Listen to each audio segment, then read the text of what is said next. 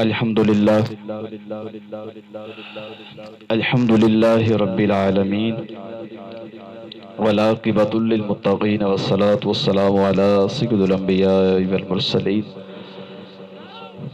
اما بعد فاعوذ باللہ من الشیطان الرجیم بسم اللہ الرحمن الرحیم واما بنعمت ربک فحدث آمنت باللہ صدق اللہ العظیم وبلغنا رسولہ النبی الکریم الامین ان اللہ وملائکتہ یصلون علی النبی یا ایہا الذین آمنوا صلوا علیہ وسلموا تسلیما۔ محبت کے ساتھ درود شریف پڑھیں۔ الصلاۃ والسلام علیک یا، کوئی لب خاموش نہ رہے، محبت سے پڑھیں۔ الصلاۃ والسلام علیک یا وعلی آلک وصحابک یا سیدی یا حبیب اللہ۔ الصلاۃ والسلام علیک یا سیدی یا نور اللہ وعلی آلک وصحابک یا سیدی یا رحمت للعالمین۔ ہر قسم کی تعریف و توصیف اللہ جل مجدہ الکریم کی ذات والا صفات کے لیے، جو مالک کائنات بھی ہے اور خالق شش جہات بھی۔ اللہ جل وعلا کی حمد و ثنا کے بعد حضور نبی مکرم شفیع امم رحمت دو عالم امام الانبیاء احمد مجتبی حضرت سیدنا محمد مصطفیٰ صلی اللہ علیہ وآلہ وسلم کے دربار کوہربار میں اپنی ارادتوں، عقیدتوں، محبتوں کا خراج پیش کرنے کے بعد نہایت ہی محتشم سامعین حضرات، بھائی محمد زین ان کے اہل خانہ کی جانب سے مجھے اور آپ کو دعوت دی گئی، میں اور آپ آقا حضور صلی اللہ علیہ وآلہ وسلم کا ذکر سننے اور کرنے کے لیے حاضر ہوئے۔ دعا کریں اللہ رب العزت ہماری حاضری کو قبول فرمائے، اور یہاں چند لمحات حضور کی یاد میں بیٹھنا اللہ تبارک تعالی آخرت کا سامان بنائے۔ چند منٹ کی حاضری ہے میری، لمبی چوڑی گفتگو کرنے کا میں مزاج نہیں رکھتا، چند باتیں ہیں، آپ محبت سے سماعت کریں گے تو انشاءاللہ والعزیز آپ کو لطف آئے گا۔ جب کوئی بات اچھی لگے تو پھر زبان سے کہہ دینا چاہیے، کیا بلا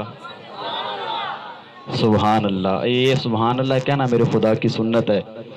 شب معراج کا جو واقعہ شروع ہوتا ہے وہ سبحان اللہ سے شروع ہوتا ہے۔ فرمایا پاک ہے وہ ذات جس نے اپنے بندے کو سیر کروائی ہے۔ سبحان کا معنی ہے اللہ پاک ہے، اللہ۔ تو جب کوئی بات اچھی لگے تو میں بار بار کہنے کا مزاج نہیں رکھتا، اپنی مرضی سے آپ محبت سے بولیں گے سبحان اللہ۔ صدیوں قبل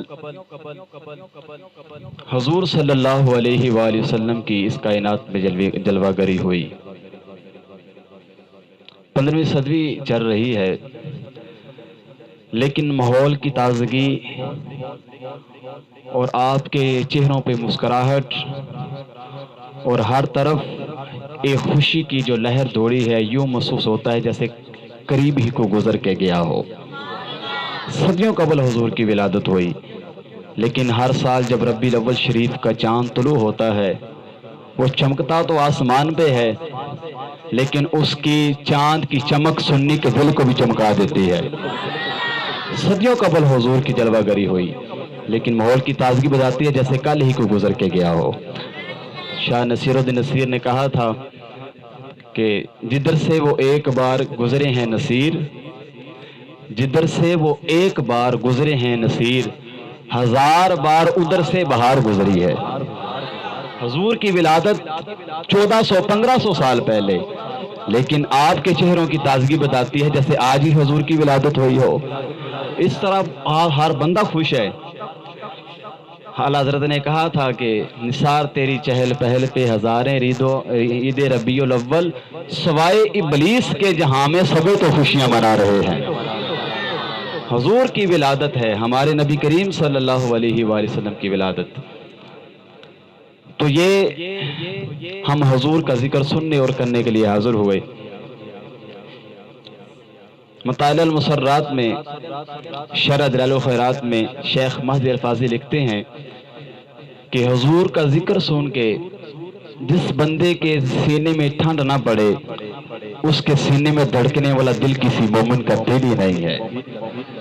شروع سے ہی اہل ایمان کا طریقہ رہا کہ وہ حضور کے ذکر سے اپنے دلوں کو اطمینان بخشتے تھے، اور ہم بھی حضور کا ذکر سننے کے لیے اور کرنے کے لیے حاضر ہوئے ہیں۔ تو سب سے پہلے میں آپ کو ایک مجلس میں لیے چلتا ہوں، جس مجلس کو منعقد ہونے کے لیے مسجد نبوی کا صحن نصیب ہوا آج سے 1400 سال پہلے۔ آج تو بھائی زین کے گھر میں محفل سجی ہے نا، 1400 سال پہلے محفل سجی تھی مسجد نبوی میں۔ اللہ اکبر۔ اور اس محفل کی قبولیت دیکھیں، ہم تو جھولیاں پھیلا کے کہتے ہیں نا کہ سنا ہے آپ ہر عاشق کے گھر تشریف لاتے ہیں، میرے گھر میں بھی ہو جائے چراغاں یا رسول اللہ، لیکن اس محفل میں ایسی چراغاں ہوئی میرے حضور خود تشریف فرما تھے اس میں۔ اللہ اکبر۔ کیسی محفل تھی کہ حضور حجرے میں تشریف فرما ہیں اور صحابہ مسجد نبوی میں بیٹھ کر کے باتیں کر رہے ہیں، گفتگو ہو رہی ہے۔ گفتگو کا موضوع کیا ہے؟ اللہ اکبر۔ کیا موضوع ہے گفتگو کا؟ صحابہ ایک دوسرے سے گفتگو کر رہے ہیں، یار کتنا بڑا رب نے احسان کیا، اپنا محبوب ہمیں عطا فرما دیا ہے۔ اللہ اکبر۔ کسی نے کیا خوب کہا تھا کہ ہم معیار اپنا زمانے سے جدا رکھتے ہیں، ہم تو محبوب بھی محبوب خدا رکھتے ہیں۔ ہمارا محبوب گلیوں میں پھرنے والا نہیں ہے، ہمارا محبوب وہ ہے جو خدا کا بھی محبوب ہے۔ تو صحابہ اس موضوع پہ گفتگو کر رہے تھے، توجہ کریں میری طرف، اس موضوع پہ گفتگو ہو رہی تھی کہ اللہ تبارک و تعالیٰ نے بڑا احسان فرمایا ہمارے اوپر کہ ہمیں اپنا محبوب عطا فرما دیا ہے۔ اس موضوع پہ گفتگو ہو رہی تھی، صحابہ گفتگو کر رہے تھے آپس میں، اتنے میں دو عالم کے جھولا امام الانبیاء میرے حضور صلی اللہ علیہ وآلہ وسلم تشریف لے آتے ہیں۔ حضور کی تشریف آوری صحابہ کی مجلس میں،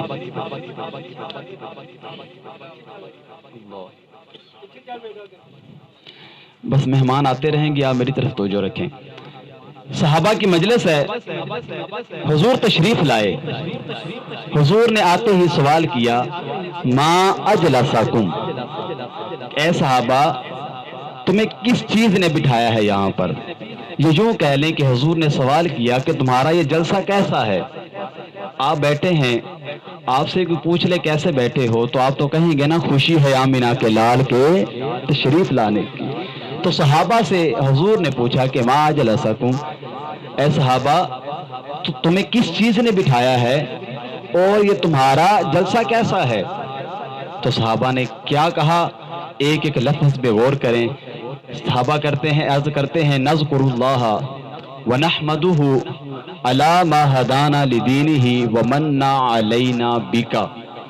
یا رسول اللہ صلی اللہ علیہ وآلہ وسلم، ہم اللہ کی حمد کر رہے ہیں اور اس کا ذکر کر رہے ہیں، اور اللہ تبارک و تعالیٰ نے جو ہمیں اسلام عطا فرمایا ہے اور جو اللہ تبارک و تعالیٰ نے ہمارے اوپر احسان فرمایا ہے، ومن علینا بکا، آپ کو بھیج کر ہم اس پہ اللہ کا شکر ادا کر رہے ہیں۔ اسے میلاد کہتے ہیں۔ اسے کیا کہتے ہیں؟ میلاد۔ کہ حضور صلی اللہ علیہ وآلہ وسلم کی صورت میں جو ہمارے اوپر احسان خدا بندی ہوا، ہم اس کا شکر ادا کرتے ہیں۔ جس کو نعمت ملے، اللہ خود فرماتا ہے وَأَمَّا بِنِعْمَةِ رَبِّكَ فَحَدِّثْ، جب تمہیں کو نعمت مل جائے پھر اس کا خوب چرچا کیا کرو۔ تو یہ صحابہ نے کہا، عرض کیا رسول اللہ ہم اللہ کا ذکر کر رہے تھے۔ ہماری محفل میں کیا ہوتا ہے؟ تلاوت ہوئی ہے شروع میں یا نہیں ہوئی؟ بولے تو صحیح، جنہوں نے سنی ہے وہ تو بول لینا۔ اس کے بعد ہم نے کیا کیا؟ اللہ کی حمد کی۔ خطبے میں کیا ہوا؟ الحمدللہ رب العالمین والعاقبۃ للمتقین۔ تو صحابہ نے کیا عرض کی؟ یا رسول اللہ ہم نے اللہ کی حمد کی ہے اور اس کا ذکر کیا ہے، اور اللہ تبارک تعالیٰ نے جو ہمیں آپ کی صورت میں اسلام عطا فرمایا اور جو آپ کی ذات ہمیں عطا فرمائی ہے، ہم اس پہ اللہ کا شکر ادا کر رہے ہیں۔ بات ختم ہو گئی۔ سرکار نے ارشاد فرمایا کہ صحابہ کیا تم اس بات پہ قسم دے سکتے ہو کہ کیا یہی بات کر رہے تھے؟ اب دیکھیں قسم کا محل بنتا نہیں۔ آپ سے پوچھے گا آپ کیسے بیٹھے ہو، آپ کہیں گے ہم جلسے میں بیٹھے ہیں، بات ختم ہو گئی۔ لیکن سرکار نے ارشاد فرمایا صحابہ کیا تم قسم دے سکتے ہو اس بات پہ کہ واقعی یہی کام کر رہے تھے؟ صحابہ نے عرض کی یا رسول اللہ قسم ہے اس خدا کی جس نے آپ کو حق کے ساتھ مبعوث فرمایا ہے، ہم یہی بات کر رہے تھے۔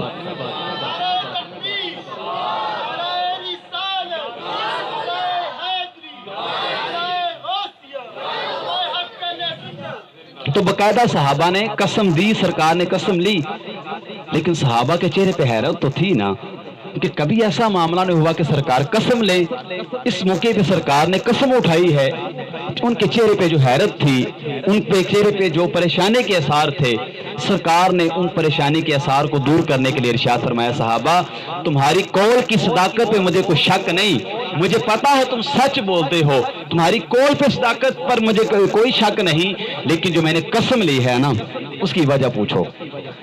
اس کی وجہ یہ ہے کہ تم یہاں پر بیٹھے تھے، آپس میں ذکر کر رہے تھے، باتیں کر رہے تھے، میں حجرے میں بیٹھا تھا، میرے پاس جبریل علیہ السلام تشریف لائے۔ جبریل حاضر خدمت ہوئے اور جبریل نے عرض کی یا رسول اللہ صلی اللہ علیہ وآلہ وسلم آپ یہاں پر بیٹھے ہیں اور آپ کے غلام مسجد نبی کے صحن میں کچھ باتیں کر رہے ہیں۔ یا رسول اللہ دیکھیے اسے کیا کر رہے ہیں، اللہ عرش پر فرشتوں کے سامنے آپ کے غلام پہ فخر فرما رہا ہے۔ اللہ فرشتوں کے سامنے آپ کے غلاموں پہ فخر فرما رہا ہے۔ اللہ اکبر۔ پتہ چلا جس وقت انسان بیٹھ کر کے اللہ کے محبوب کی آمد کی خوشی کرے، اللہ تبارک و تعالیٰ فرشتوں میں ناز کرتا ہے، فرشتوں دیکھو میں نے اپنا محبوب عطا کیا ہے، کیسے قدردان نکلے ہیں، اس نعمت کا شکر ادا کر رہے۔ تو حضور کی صورت میں ہمارے اوپر احسان خداوندی ہوا، اور نبی کریم صلی اللہ علیہ وآلہ وسلم کی آمد کے حوالے سے ہمیں کیا کیا کچھ ملا، ہم اگر اس کو شمار کرنا شروع کر دیں زندگی ختم ہو سکتی ہے وہ چیزیں شمار ہو۔ بلکہ کسی نے کیا کہا تھا، ہمیں تو خدا ملا ہے وہی حضور کی وجہ سے ملا ہے۔ کون جانتا تھا خدا کو؟ ہم یہ پیشانیاں پتھروں کے آگے جھکا کرتی تھی، بتوں کے آگے پیشانیاں جھکا کرتی تھی۔ میرے حضور کی آمد آئی، میرے حضور کی آمد ہوئی، حضور کی ولادت ہوئی، حضور نے لوگوں کی پیشانیوں کو پتھروں سے اٹھا کر کے وحدہ لا شریک کے سامنے جھکا دیا۔ تو پتہ چلا کہ حضور صلی اللہ علیہ وآلہ وسلم کی صورت میں ہمارے اوپر احسان خداوندی ہوا، اور ہم اس کا شکر ادا کرنے کے لیے حضور کی ذکر کی محفلیں سجاتے ہیں۔ اور یہ کوئی چھوٹی بات ہے؟ نبی کریم صلی اللہ علیہ وآلہ وسلم کی امت میں ہونا یہ کوئی چھوٹی بات ہے؟ میں نے کتابوں میں پڑھا ہے درجن سے زیادہ انبیاء نے جنہوں کی سروں پر نبوت کے تاج سجے تھے، درجن سے زیادہ انبیاء نے میرے حضور کی امت میں ہونے کی دعا مانگی ہے۔ ہم نے تو کوئی دعا نہیں مانگی، ہم تو سوئے تھے مقدر جاگ اٹھے، ہماری ولادت ہوئی، ہمارے والد صاحب مولوی صاحب کو بلا لائے، انہیں کان کے قریب آ کر کہا کہ بیٹا تمہیں مبارک ہو، محمد عربی کا نوکر بن کے آیا ہے۔ یہ کہ چھوٹا احسان ہے، بن مانگے اللہ تبارک تعالیٰ نے ہمیں حضور کی نعمت عطا فرمائی، حضور کی غلامی عطا فرمائی، اور ہمیں حضور صلی اللہ علیہ وآلہ وسلم کی امت میں پیدا فرمایا۔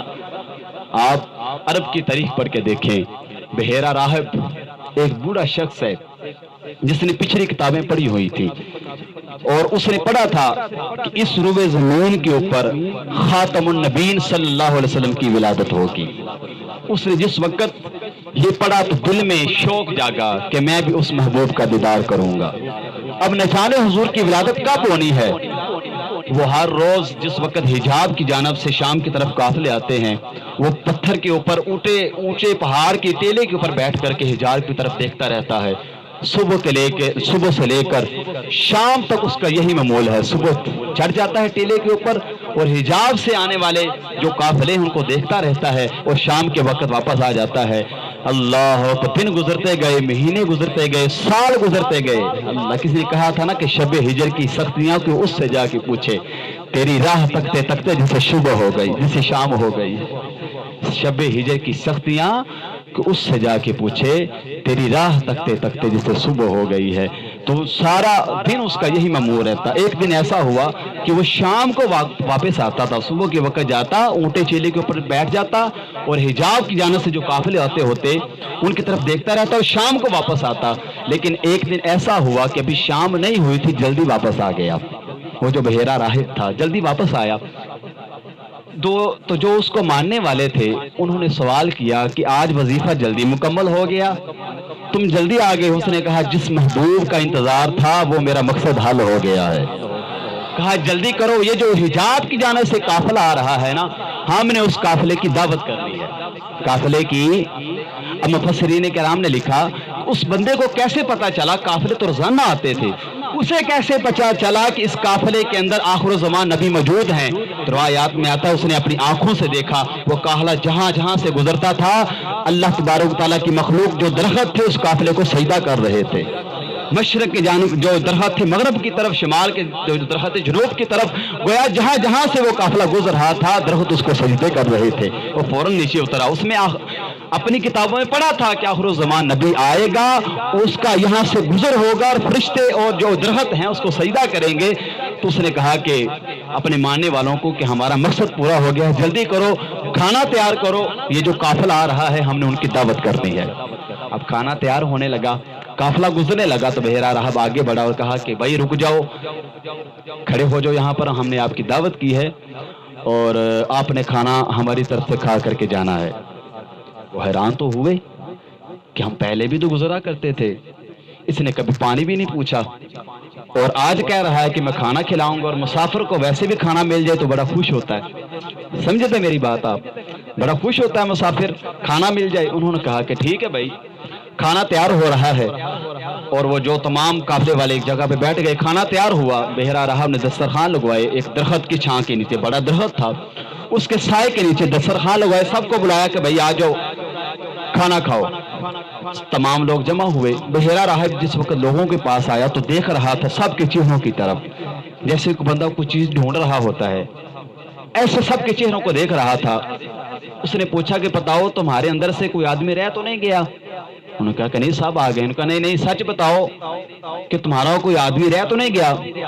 تو انہوں نے نبی کریم صلی اللہ علیہ وسلم ان کے ساتھ تھے، تو وہ جو سامان رہ گیا تھا، سامان چھوڑا تھا، تو نبی کریم صلی اللہ علیہ وآلہ وسلم کے سامان کو، نبی کریم صلی اللہ علیہ وسلم کو سامان کے پاس بٹھا دیا کہ آپ سامان کے پیر بیٹھ جائیں، ہم دعوت کھاتے ہیں۔ تو جس وقت وہ بحیرہ راہب آیا اس نے تمام لوگوں کو دیکھا، ظاہری بات ہے حضور نہیں موجود تھے، اور اس نے سوال کیا کہ تمہارے اندر کوئی آدمی رہ تو نہیں گیا؟ انہوں نے کہا ہاں ایک نوجوان رہ گیا ہے۔ اللہ، یہاں پر بزرگ بڑی بات خوبصورت کرتے ہیں، یہ کیسی بارات ہے تو دولہے کو چھوڑ آئی ہے، اور تمہیں کون پوچھتا تھا، تمہاری حیثیت کیا تھی؟ دعوت ہو رہی ہے میرے حضور کی وجہ سے۔ انہوں نے کہا جاؤ بلا کے لاؤ، کیسے بد نصیب ہو، دولہے کو چھوڑ آئے ہو۔ اللہ اکبر، وہ بلا کر کے لائے حضور کو، حضور کی ابھی چھوٹی عمر ہے۔ درخت کے سائے کے نیچے وہ سب لوگ جمع ہیں۔ جس وقت حضور آئے تو حضور دھوپ میں بیٹھ گئے۔ قربان جائیں پیارے آقا کی عظمت پر، جس وقت حضور دھوپ میں بیٹھے نا تو درخت نے سب سے سایہ اٹھا کر کے میرے حضور پہ کر دیا۔ تو بحیرہ راہب بھی میرے حضور کا انتظار کرتا رہا، نبی انتظار کرتے رہے۔ حضرت سیدنا عیسیٰ علیہ السلام، حضرت سیدنا ابراہیم علیہ السلام مسجد نبوی کے صحن میں کھڑے ہو کے کہتے ہیں ربنا وابعث فیہم رسولا، میرے مالک جس رسول کا تو نے وعدہ فرمایا ہے، آنکھیں بوڑھی ہو گئی ہیں، رسول کو بھیج بھی دے۔ حضرت سیدنا عیسیٰ علیہ نبی علیہ السلام، حضرت سیدنا موسیٰ علیہ نبی، آپ تمام انبیاء کی سیرتوں کو پڑھ کے دیکھیں، اپنے اپنے دور میں تمام انبیاء میرے حضور کا میلاد کرتے رہے اور اپنی امتوں کو بتاتے رہے ہیں کہ ایک آخر الزمان نبی ہوگا، اس کی یہ شان ہوگی کہ وہ ہاتھ اٹھائے گا تو چاند بھی قدموں میں آ جائے گا۔ تمام انبیاء، تمام رسول میرے حضور صلی اللہ علیہ وآلہ وسلم کا تذکرہ کرتے رہے، لیکن پھر ہماری خوش نصیبی کہ ہم جو سوئے ہوئے تھے مقدر جاگے، حضور صلی اللہ علیہ وسلم کی ولادت ہمارے یہاں ہو گئی ہے، اور ہمیں اللہ تبارک و تعالیٰ نے حضور کی غلامی عطا فرما دی ہے۔ تو نبی کریم صلی اللہ علیہ وآلہ وسلم کی صورت میں جو ہمیں انعام خدا بندی ہوا، ہم اس کی نعمت کا شکر ادا کرنے کے لیے اس محفل کو منعقد کرتے ہیں۔ یہ تو ہو گیا میلاد۔ اب میلاد کا ایک پیغام بھی سنیں۔ آپ آئے ہیں، ہم الحمدللہ حضور صلی اللہ علیہ وآلہ وسلم کے غلام ہیں، حضور صلی اللہ علیہ وسلم کا کلمہ پڑھنے والے ہیں، لیکن صاحب یہ بات ذہن میں رکھیں، جو محبت ہوتی ہے نا، یہ انسان کو اس بات پہ مجبور کر دیتی ہے کہ جس سے محبت ہوتی ہے بندہ اس کی باتوں پر بھی عمل کرتا ہے۔ یہ دنیا دار دیکھ لیں، کسی سے محبت ہو جائے تو کملے نہیں ہو جاتے، بولو تو صحیح یار، ہو جاتے ہیں نا، لیکن ہم جس محبوب کی امتی ہیں وہ تو محبوب خدا ہے، تو پھر اس محبت کے کچھ تقاضے بھی ہیں۔ ہم حضور صلی اللہ علیہ وآلہ وسلم کی امتی ہیں، تو پھر امتی ہونے کے ناطے ہمیں حضور صلی اللہ علیہ وآلہ وسلم کا جو پیغام تھا، جس مشن کے لیے حضور دنیا میں تشریف لائے، اس پیغام کو، اس دین کو، اس اسلام کو سمجھنا ہوگا۔ قرآن اللہ حدیث پاک میں آتا ہے، حضور صلی اللہ علیہ وآلہ وسلم نے ارشاد فرمایا، لا یؤمن احدکم حتی اکون احب الیہ من والدہ وولدہ والناس اجمعین۔ حضور صلی اللہ علیہ وآلہ وسلم نے ارشاد فرمایا کہ بندہ اس وقت تک مومن نہیں ہو سکتا جب تک کہ میں اس کے نزدیک اس کے والدین، اس کی اولاد اور تمام دنیا کے لوگوں سے بڑھ کے اس کے نزدیک زیادہ محبت والا نہ بن جاؤں۔ جب تک وہ اپنے والدین، اپنے عزیز و اقارب، اپنے اولاد سے بڑھ کر کے مجھ سے محبت نہ کر لے، اس کا ایمان مکمل نہیں ہو سکتا۔ اب یہاں پر ایک سوال کرنا چاہتا ہوں، ہمارے ہاں بیٹا پیدا ہو جائے ہم خوشی کرتے ہیں؟ جو میلاد کے منکر ہیں وہ خوشی کرتے ہیں یا نہیں کرتے؟ بولو تو صحیح یار۔ آپ کے ہمسائے میں رہتے ہوں گے تو کیا لڈو نہیں بانٹتے بیٹے کی خوش ہونے پر؟ تو حضور کی محبت کا تقاضا ہے کہ حضور نے ارشاد فرمایا، جب تک اپنے والدین سے، اپنے بچوں سے زیادہ مجھ سے محبت نہ کر لے بندہ مومن نہیں ہو سکتا۔ میں کہا مولوی صاحب بیٹے کے پیدا ہونے پہ لڈو بانٹتے ہو، حضور کی ولادت کی کوئی خوشی نہیں؟ اس کا مطلب ہے کہ بیٹے کی محبت حضور سے زیادہ ہے تیرے سینے کے اندر۔ اگر حضور کی محبت تیرے سینے میں ہوتی بھی تو ضرور میرے حضور کی ولادت پہ خوشی کرتا، کیونکہ حضور نے ارشاد فرما دیا جب تک انسان اپنے والدین سے، اپنے بچوں سے زیادہ بڑھ کر کے مجھ سے محبت نہ کر لے مومن نہیں ہو سکتا۔ تو بیٹے کی آمد پہ تو بڑی جناب خوشیاں بھی کرتے ہو، لڈو بھی بانٹتے ہو اور مکانوں کے اوپر لائٹنگ بھی کرتے ہو۔ پوچھے کیا ہوا؟ جناب میرے ہاں بیٹا پیدا ہوا، افسوس ہے تیری سوچ پر، بیٹا ہی پیدا ہونے پر تو مٹھائی بانٹتا ہے، آمنہ کے لال کی تو ولادت خوشی کوئی نہیں۔ اللہ تبارک و تعالیٰ سمجھنے کی توفیق عطا فرمائے۔ تو بہرحال حضور کے ہم امتی ہیں۔ حضور نے ارشاد فرمایا جس وقت تک انسان اپنے والدین، اپنی اولاد والناس اجمعین، تمام دنیا کے لوگوں سے بڑھ کر کے مجھ سے محبت نہ کر لے، اس کا ایمان مکمل نہیں ہو سکتا۔ تو پتہ چلا ایمان حضور صلی اللہ علیہ وآلہ وسلم کی محبت کا نام ہے۔ علامہ اقبال نے کہا تھا نا کہ مغز قرآن روح ایمان جان بھی ہست حب رحمت للعالمین۔ رحمت قرآن کا مغز اور ایمان کی جان، ایمان کی روح اور دین کی جان کون ہے؟ میرے حضور کی ذات ہے۔ قرآن کا مغز اور ایمان کی روح اور دین کی جان رسالت مآب صلی اللہ علیہ وسلم کی ذات ہے۔ اللہ اعلیٰ حضرت فرماتے ہیں اللہ کی سرتاب قدم شان ہے یہ، انسان نہیں انسان، یہ انسان ہے یہ۔ قرآن تو ایمان بتاتا ہے انہیں۔ قرآن پڑھ کے دیکھیں، قرآن کہے گا ایمان میرے حضور کی ذات کا نام ہے۔ قرآن تو ایمان بتاتا ہے انہیں۔ اللہ اکبر، ایمان یہ کہتا ہے کہ میری جان ہے یہ۔ ایمان کی بھی جو جان ہے وہ میرے حضور کی ذات ہے۔ تو جنت میں جو داخلہ ہونا ہے وہ ایمان کی وجہ سے ہونا ہے۔ انسان جتنے مرضی نیک اعمال کر لے، اگر سینے میں ایمان نہیں ہے تو اس کا فائدہ دنیا میں ہوگا، لیکن آخرت میں جو فائدہ ہونا ہے وہ کس کی بنیاد پہ ہونا ہے؟ ایمان کی بنیاد پر۔ تو ایمان کس چیز کا نام ہے؟ ایمان میرے حضور کی محبت کا نام ہے۔ تو پتہ چلا کہ حضور صلی اللہ علیہ وآلہ وسلم کی جو محبت ہے وہ ایمان کی جان ہے۔ تو پھر ہمیں اپنے اندر اور اپنی اولادوں کے اندر حضور صلی اللہ علیہ وآلہ وسلم کی محبت کو پیدا کرنا ہوگا۔ تو پھر محبت کس طرح پیدا ہوگی؟ حضرت اقبال نے، علامہ اقبال رحمۃ اللہ تعالی علیہ نے 3 چیزیں کہا کہ تو اپنی اولادوں کو سکھا دو، 3 چیزوں پہ اپنی اولادوں پہ عمل کروا لو، تمہاری اولادوں کے سینوں کے اندر میرے حضور کا پیار پیدا ہو جائے گا۔ اس سے پہلے ایک بات میرے حضور کی حدیث سن لیں۔ حضور صلی اللہ علیہ وآلہ وسلم نے ارشاد فرمایا کہ 3 چیزیں اپنی اولادوں کو سکھائیں۔ یہ آپ سبق ہے آج کا میلاد کا۔ میلاد صرف نعرے لگانے کا نام نہیں، سمجھے پیغام کو تھوڑا سا۔ حضور صلی اللہ علیہ وآلہ وسلم نے ارشاد فرمایا یہ بچے ہیں ان کی عادت کے اندر شامل ہے، آپ میری طرف توجہ کریں۔ آپ سب کدھر ہیں؟ انصر بھائی، اچھا بہرحال بات سنیں میری آپ۔ حضور صلی اللہ علیہ وآلہ وسلم نے ارشاد فرمایا کہ اپنی اولادوں کو 3 چیزیں سکھاؤ۔ کتنی؟ ہم یونیورسٹیوں میں بھی بچوں کو بھیجتے ہیں، کالج میں بھی بھیجتے ہیں، ہر جگہ ہم بھیجتے ہیں، لیکن 3 چیزیں جو میرے حضور نے فرمائی ان کو بھی ذرا سنیں کہ ہم ایک مسلمان ہیں اور حضور صلی اللہ علیہ وآلہ وسلم کا کلمہ پڑھنے والے ہیں، اور حضور صلی اللہ علیہ وآلہ وسلم کی ولادت کی خوشی منانے والے ہیں، ہمارا معیار کیا ہونا چاہیے؟ حضور نے ارشاد فرمایا اپنی اولادوں کو کتنی چیزیں سکھاؤ؟ 3۔ پہلے نمبر پہ سرکار نے ارشاد فرمایا اپنی اولادوں کے سینے کے اندر میری محبت پیدا کرو، میری محبت اپنی اولادوں کو بولو سکھاؤ، کیا سکھاؤ۔ دوسرے نمبر فرمایا حب اہل بیتی ہی، میرے گھر والوں کا پیار اپنے بچوں کو سکھاؤ، میرے گھر والوں کا اہل بیت کا پیار اپنے بچوں کو۔ تیسرے نمبر پہ میرے حضور نے ارشاد فرمایا تعلیم القرآن، قرآن کے تعلیم ان کو سکھاؤ، قرآن پڑھنا سکھاؤ، قرآن سمجھنا ان کو سکھاؤ۔ 3 چیزیں۔ ہم مسلمان ہیں، حضور صلی اللہ علیہ وآلہ وسلم کا کلمہ پڑھنے والے ہیں، تو ہمارے اوپر لازم ہے کہ بچوں کو کتنی چیزیں سکھانی ہیں؟ تو یہ 3 چیزیں کہاں سے ملیں گی؟ جس وقت آپ کو حضور کی محبت چاہیے ہوگی، یا مسجد کے ممبر سے ملے گی یا مصلی رسول سے ملے گی۔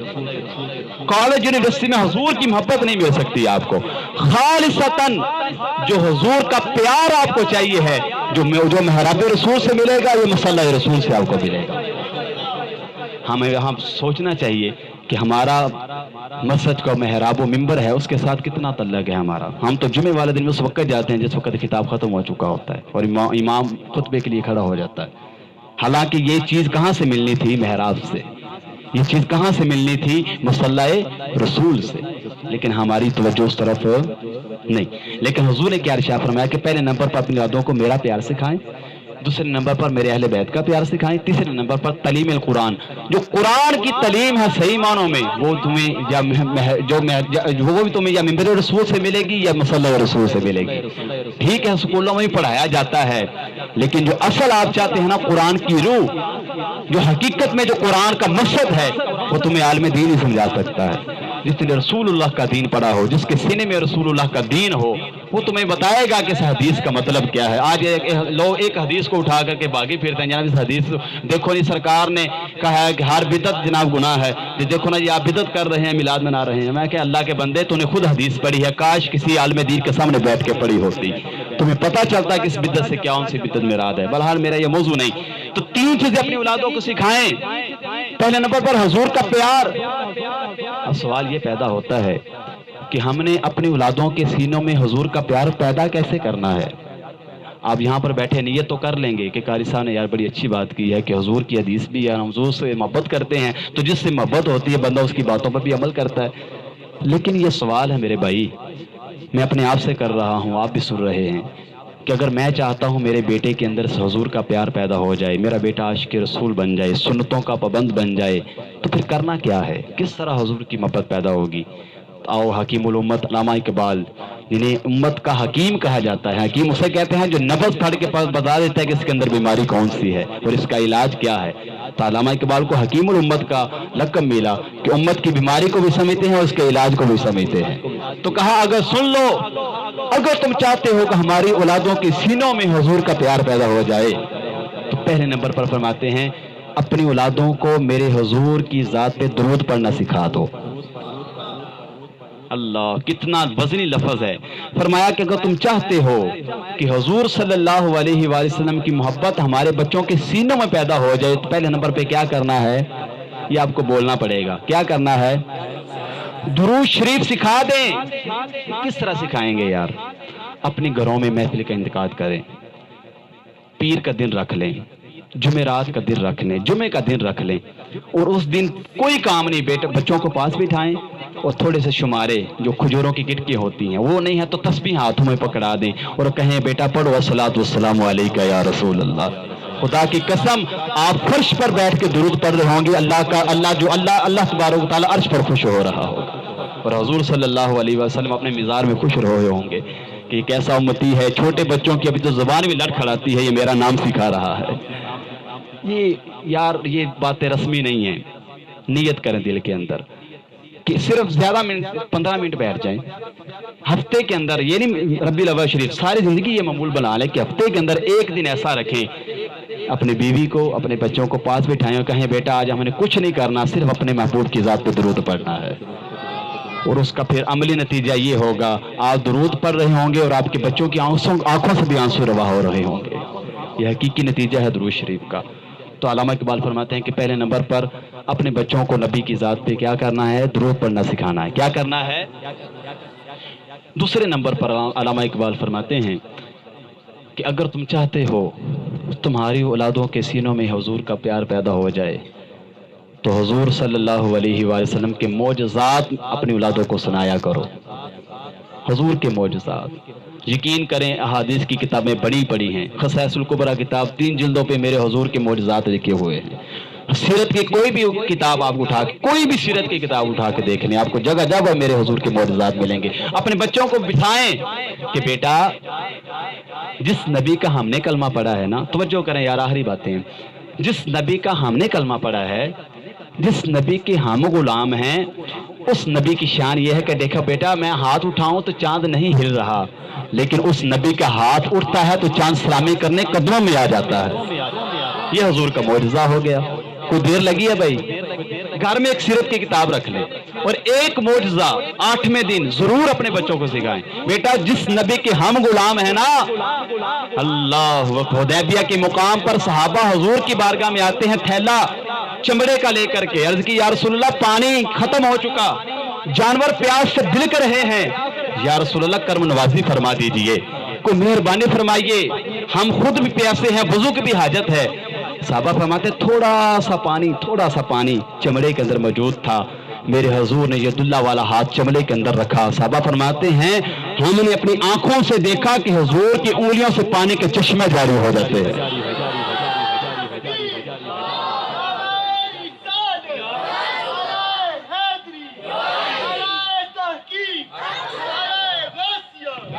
صحابہ فرماتے ہیں میں آنکھوں سے دیکھا کہ رسول اللہ صلی اللہ علیہ وآلہ وسلم کی انگلیوں سے پانی کے چشمے جاری ہو گئے. صحابہ فرماتے ہیں ہم نے خود بھی پانی پیا، جانوروں نے بھی پیا، برتن بھی بھر لیے، لیکن خدا کی قسم پانی ختم نہیں ہو رہا. ایسے لگتا تھا انگلیوں کا کنیکشن حوض کوثر کے ساتھ ٹچ ہو چکا ہے. یہ اس روایت کے راوی ہیں حضرت سیدنا جابر بن عبداللہ رضی اللہ تعالیٰ عنہ. کسی نے اس سے پوچھ لیا، وہ بیان کرتے تھے نا حضور کا معجزہ، یار ہم سفر میں گئے ایسا معاملہ ہو گیا تھا، مزے کے ساتھ بات سناتے تھے. تو کسی نے پوچھ لیا کہ جابر آپ کتنے لوگ تھے جس وقت یہ معجزہ ہوا، آپ کتنے لوگ تھے؟ اس نے کہا ہے تو ہم 1500 تھے، لیکن خدا کی قسم لاکھ بھی ہوتے پانی پھر بھی ختم نہیں ہونا تھا. یہ حضور کا معجزہ ہے. یہ بچوں کو سکھائیں گے یار خدا کی قسم آپ کے دل میں حضور کا پیار نہیں پیدا ہو رہا، محبت نہیں پیدا ہو رہی. 8ویں دن گھر میں محفل سجا کر کے ایک معجزہ میرے حضور کا اپنے بچوں کو سنائیں کہ بیٹا جس نبی کی ہم امتی ہیں، اگر ان کے غلام حضرت علی کی نماز قضا ہو جائے، ہماری نماز قضا ہو جائے تو ہمیں قضا پڑھتے ہیں، لیکن محبوب کے امتی کی قضا ہو جائے تو ہاتھ اٹھائیں تو وہ جو سورج ہے مغرب سے عصر کے وقت پہ آ جاتا ہے. یہ کتنے معجزے ہیں. بتائیں بیٹا جس نبی کے ہم غلام ہیں، یہ کھجوروں کی گٹکیں ہمارے ہاتھ میں نہیں نہ بول رہی. بچوں سے بات کریں بیٹا نہیں نہ بول رہی، لیکن جس نبی کے ہم امتی ہیں وہ اشارہ کریں تو کنکریاں بھی بولتی ہیں لا الہ الا اللہ محمد الرسول اللہ. حضور کے معجزات ختم ہونے والے ہیں. بتاؤ بیٹا یہ جو ہم درود پڑھ رہے ہیں یہ کوئی ہمارا طریقہ نہیں. جس نبی کے ہم غلام ہیں اس محبوب کی ذات پہ تو پتھر بھی درود پڑھا کرتے تھے، اس نبی کی ذات پر تو درخت بھی درود پڑھا کرتے تھے. ایک صحابی عرض کرتے ہیں کہ ہم حضور صلی اللہ علیہ وآلہ وسلم کے ساتھ سفر میں جا رہے تھے اور سفر میں ہم نے ایک جگہ پہ قیام کیا تو حضور صلی اللہ علیہ وسلم آرام فرمانے لگے. جناب نے آرام فرمایا، نیند غالب ہو چکی ہے. صحابی فرماتے ہیں میں نے بڑا عجیب منظر دیکھا کہ حضور آرام فرما رہے ہیں، میں پہرا دے رہا ہوں، ہاتھ میں تلوار ہے حضور کا، پہرا دے رہا ہوں، لیکن میں نے بڑا عجیب منظر دیکھا. ایک درخت وہ جو تھوڑا دور لگا ہوا تھا وہ ہلنا شروع ہو جاتا ہے، کبھی دائیں ہلتا ہے، کبھی بائیں، کبھی آگے، کبھی پیچھے. وہ صحابی کہتا ہے میں نے اپنی آنکھوں سے دیکھا کہ اس درخت نے اپنی جڑوں کو زمین سے اکھاڑا، اپنی جڑوں کو زمین سے اوپر کیا اور چلنا شروع ہو جاتا ہے. کبھی درخت بھی آپ نے چلتے ہوئے دیکھے، لیکن محبوب آ جائے تو درختوں کو بھی چلنا آ جاتا ہے. کہتے میں نے اپنی آنکھوں سے دیکھا درخت چلتا ہوا آگا. اس نے کیا کیا؟ حضور صلی اللہ علیہ وآلہ وسلم کے مبارک قدمین شریفین کے پاس کھڑا ہو جاتا ہے. تھوڑی دیر کھڑا رہا، واپس چلا گیا، جہاں سے اکھڑا تھا، جہاں سے نکلا تھا وہیں پر پیوست ہو گیا. کہنے لگے میری آنکھیں پھٹی کی پھٹی رہ گئی، ایسا منظر کبھی نہیں دیکھا. بھائی منظر تو عجیب ہے نا، آپ سن رہے ہیں تو حیرانگی ہے، جنہوں نے دیکھا ہوگا ان کے کیسی حیرانگی ہوگی. کہنے لگے کہ جس وقت حضور بیدار ہوئے تو میں نے یہ واقعہ حضور سے سنایا. اب یہاں پر بات کرنا چاہتا ہوں, عقیدے پہ تھوڑا سا غور کریں. بندہ سویا ہو وہ دیکھ رہا ہوتا ہے یا جاگ رہا ہو وہ دیکھ رہا ہوتا ہے؟ اونچی بولو تھوڑا سا. میں سویا ہوں, آپ جاگ رہے ہوں, کوئی واقعہ ہوگا, آپ کو پتا ہوگا یا مجھے پتا ہوگا؟ آپ کو پتا ہوگا. لیکن صحابہ کی عقیدت دیکھیں, صحابہ کا حضور صلی اللہ علیہ وآلہ وسلم کے متعلق عقیدہ دیکھیں کہ صحابہ یہ جانتے تھے کہ جو ہم جاگتی آنکھوں سے دیکھ رہے ہیں محبوب علیہ السلام اس سے بہتر سوئے ہوئے بھی دیکھ رہے ہیں. اسی وجہ سے عرض کی یا رسول اللہ بڑا عجیب منظر دیکھا. صاحب نے سرکار نے فرمایا کیا ہوا؟ عرض کی یا رسول اللہ وہ درخت تھا اپنی جگہ سے اکھڑا اور اکھڑ کر کے آپ کے قدموں میں آیا, چند لمحے ٹھہرا رہا پھر واپس چلا گیا. سرکار نے فرمایا حیرانگی والی کون سی بات ہے اس میں؟ حیرانگی والی اس میں کون سی بات ہے یا رسول اللہ کیا وجہ تھی؟ سرکار نے فرمایا میں سو رہا تھا اس درخت نے رب سے اجازت مانگی. میرے مالک کریم تیرے محبوب کا ڈیرا بڑی دور ہے, مدینہ المنورہ بڑی دور ہے, میں چل کے نہیں جا سکتا. محبوب آج تو تیرا محبوب میرے پاس آ گیا ہے. یا مالک کریم یہ مقدر جاگے کہ میرے گھر میں تیرے محبوب کی آمد ہو چکی ہے. محبوب اے میرے مالک کریم اجازت دے تیرے محبوب کو سلام نہ کر رہا ہوں. حضور نے فرمایا اس نے رب سے اجازت لی تھی, رب نے اجازت دی, وہ آیا تھا, اس نے مجھ کو سلام کہا تھا, پھر واپس چلا گیا. یہ حضور کا معجزہ ہے, حضور کا معجزہ ہے. سرکار نے علامہ اقبال فرماتے ہیں کہ اگر تم چاہتے ہو تمہاری اولادوں کے سینوں میں حضور کا پیار پیدا ہو جائے تو پہلے نمبر پہ کیا کرنا ہے بلا؟ بھول گئے ہو یار, ایڈے ٹلے یار, اونچی بولو ذرا. دوسرے نمبر پر معجزات سنانا ہے. کیا کرنا ہے؟ تیسری اور آخری بات علامہ اقبال فرماتے ہیں کہ ہر روز اپنی اولادوں کو میرے حضور کی سیرت کی بات سنایا کرو, بتایا کرو کہ بیٹا جس نبی کی ہم امتی ہیں اس نبی کی زبان سے کبھی جھوٹ نہیں نکلا تھا. آپ اگر بیٹے کو یہ بات سنائیں گے کیا وہ بڑا ہو کے جھوٹ بولے گا؟ کیا وہ 2 نمبر کاروبار کرے گا؟ جس کی تربیت میرے حضور کے نام پر ہوئی ہو, جس کو گھٹی درود سے دی گئی ہو, وہ حرام کھا سکتا نہیں. علامہ اقبال نے یقین کریں کہ اتنی وزنی بات کی ہے کہ خدا کی قسم عمل کر کے آپ دیکھ لیں. تو فرمایا کہ اگر تم چاہتے ہو کہ حضور کا پیار تمہاری اولادوں کے سینوں میں پیدا ہو جائے تو تیسرے نمبر پر علامہ اقبال فرماتے ہیں کہ تم نے اپنے بچوں کو حضور کی سیرت بتانی ہے. اب حضور کی سیرت کیسی ہے, یہ بھی میلاد کا پیغام. آخری باتیں ہیں, لمبی چھوٹی گفتگو نہیں, بس 2-4 باتیں آپ سن کے میں عرض کر کے اجازت چاہوں گا. اپنے بچوں کو حضور کی سیرت بتائیں. کیسی سیرت ہے میرے مصطفیٰ کی کہ اگر کافر کی بیٹی بھی میرے رسول کی بارگاہ میں آ جائے تو میرے رسول اپنی مزمل والی چادر اتار کر کے اس کے سر پہ دے دیتے ہیں. سرکار نے حضرت عمر عرض کرنے لگے یا رسول اللہ یہ کافرہ ہے. فرمایا عمر خاموش ہو جا, بیٹی بیٹی ہوتی ہے چاہے کافر کی ہو چاہے مسلمان کی ہو. جس بچے کی تربیت یہ ہوئی ہو کہ یہ تمام خواتین اسلام میری بہنیں ہیں, کیا وہ گندی نظر سے دیکھے گا ان کو؟ سیرت بتائیں میرے رسول کی. یار آج ایک نوجوان ایک بھائی ہے اور اس کے دوسرے بھائی کے ہاں نوجوان بیٹی بیٹھی ہوئی ہے, وہ غریب ہے, اس کے پاس پیسہ کوئی نہیں, تو جو امیر بھائی ہے وہ رشتہ لینے کے لیے تیار نہیں ہے. اسلامی معاشرہ کی عرض کر رہا ہوں, میلاد کا پیغام لینے آئے ہو, صرف نعرے لگانے کا نام میلاد نہیں. میرے رسول کے پیغام کو بھی سمجھیں. اگر تیرے پاس دولت ہے تو یہ بھی خدا کی دی ہوئی ہے, یہ بھی خدا کی دی ہوئی ہے, اور اس کے پاس نہیں ہے تو یہ بھی خدا کی. آج یقین کریں کہ بچیاں اپنے والدین کے ہاں بیٹھی بوڑھی ہو رہی ہیں, لیکن سکے بھائی کے بیٹے نوجوان کنوارے ہیں لیکن وہ لینے کے لیے تیار نہیں. کیا ان کا جرم کیا ہے کہ تم جہیز نہیں دے سکتے؟ لعنت ایسی سوچ کے اوپر کہ تمہیں رسول کا کلمہ پڑھتے ہو اور رسول کا امتی ہونے کے ناطے تم بیٹیوں کو اتنا آوارہ سمجھ رہے ہو. سنیں میرے مصطفیٰ کا فرمان. میرے مصطفیٰ نے ارشاد فرمایا کہ جس کے ہاں بیٹی طلاق یافتہ واپس آ گئی, سسرال نے دھکے دے دیے, طلاق دے کر کے واپس بھیج دیا, اس کو کوئی بھی اب اپنے سینے سے لگانے کے لیے تیار نہیں ہے.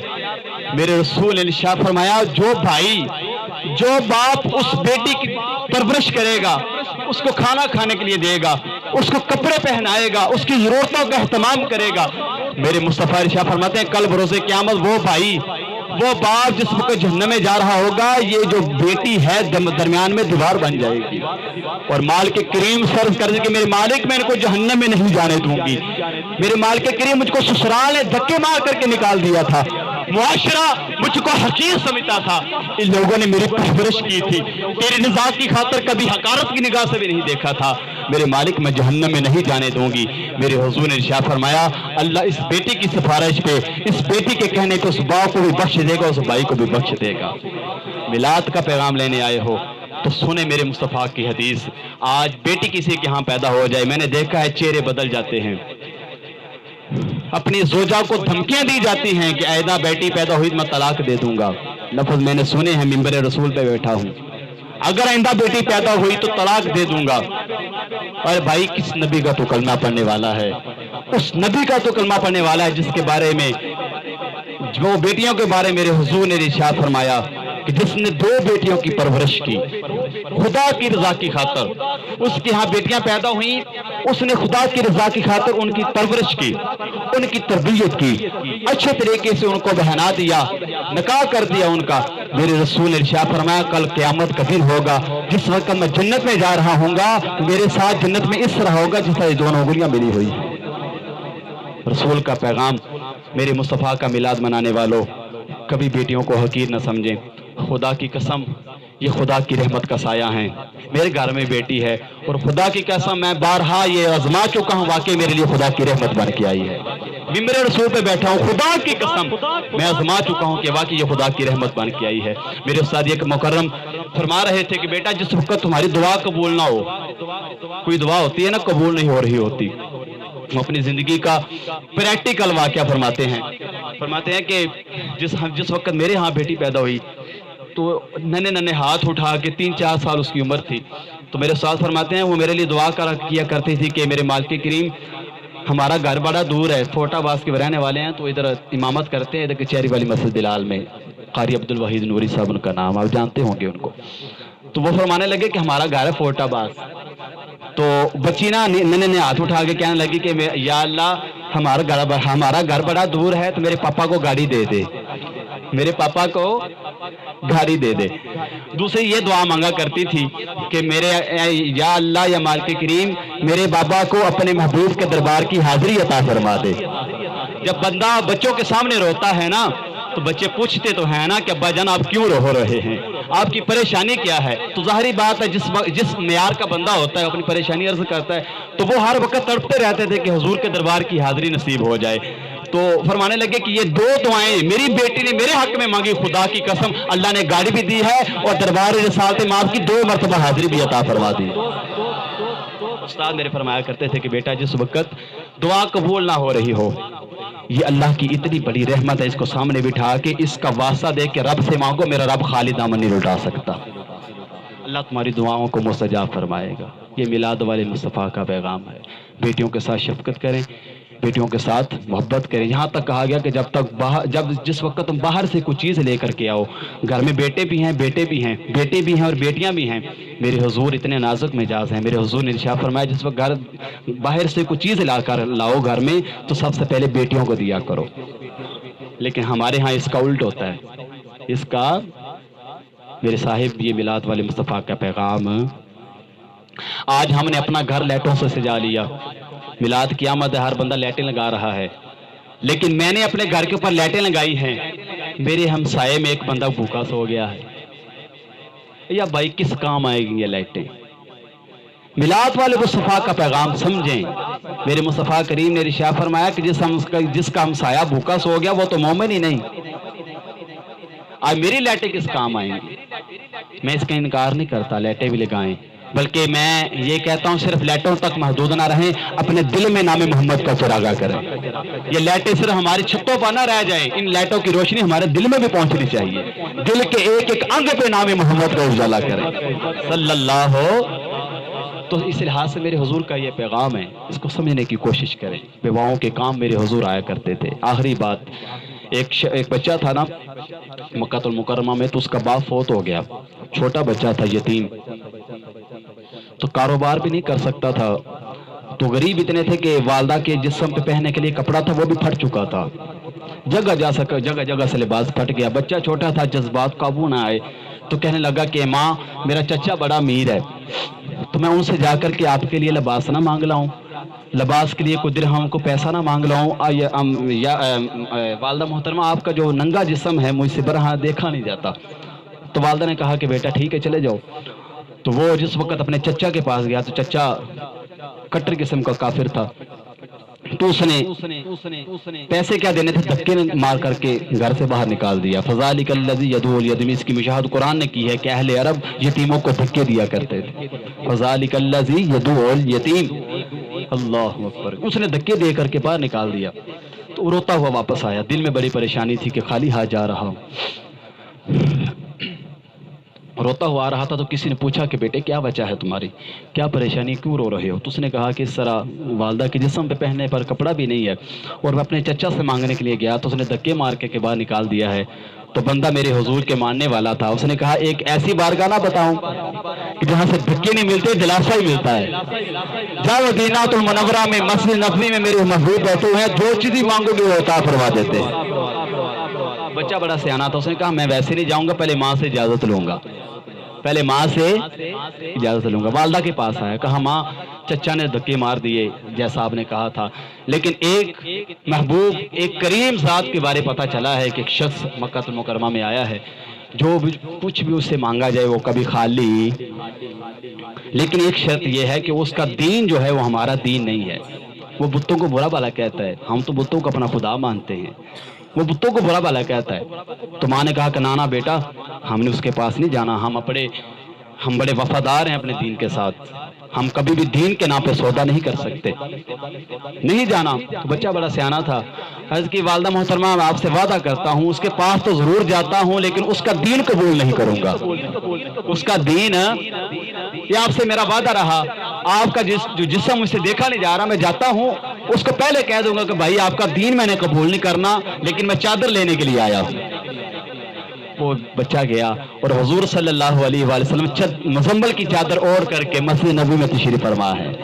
بچہ آیا اور آتے ہی برجستہ کہا کہ میری بات سن لیں, میں نے آپ کا دین قبول نہیں کرنا, آپ کا دین. حضور مسکرانے لگے, مسکرا کر کے فرمایا کہ بیٹے نہ قبول کرنا, بات تو بتاؤ کس غرض سے آئے ہو؟ عرض کرتا ہے کہ جناب میری والدہ ہے, اس کو لباس کی ضرورت ہے, تو قربان جائیں مصطفیٰ کریم کی ذات پر, میرے حضور نے مزمل کی چادر کو اتار کر کے عطا فرما دی. میں لے جاؤ. جس وقت چادر لے کر کے خوشی خوشی آیا اور اپنی والدہ کے جسم کو ڈانپا تو والدہ نے پوچھا کہ بیٹا دین تو نہیں اس کا قبول کیا؟ کہا نانا مما تیرے ساتھ وعدہ کیا تھا کہ میں اس کا دین قبول نہیں کروں گا. والدہ رونے لگی, نہیں بیٹا اس کا دین قبول کر لینا چاہیے. جو بیگانوں کے ساتھ اتنا اچھا سلوک کرتا ہے, جب اس کے اپنے بن جائیں گے پھر کتنا اچھا سلوک کرے گا. تیری تک کے ادامہ میں مرید ہو گئی. حضور صلی اللہ علیہ وآلہ وسلم کی ادائیں ایسی ادائیں ہیں کہ جو بھی دیکھتا ہے, پڑھتا ہے, سنتا ہے, یقینی طور پر میرے حضور کا دیوانہ ہو جاتا ہے. علامہ اقبال نے 3 باتیں بتائی ہیں حضور کی, اپنی اولاد کے سینوں میں حضور کی محبت پیدا کرنے کے لیے. پہلے نمبر پر کون سی ہے بلا؟ اپنی اولادوں کو کیا سکھانا ہے؟ اونچی بولے. دوسرے نمبر پر معجزات, دوسرے نمبر پر, تیسرے نمبر پر تعلیم سیرت. کیا؟ 3 چیزیں اپنی اولادوں کو سکھا دیں, لازماً طور پر آپ کے اولادوں کے سینوں میں میرے حضور کا پیار پیدا ہو جائے گا. اللہ تبارک تعالیٰ میری اور آپ سب کی حاضری کو قبول فرمائے. وما علیہ الا البلاغ المبین.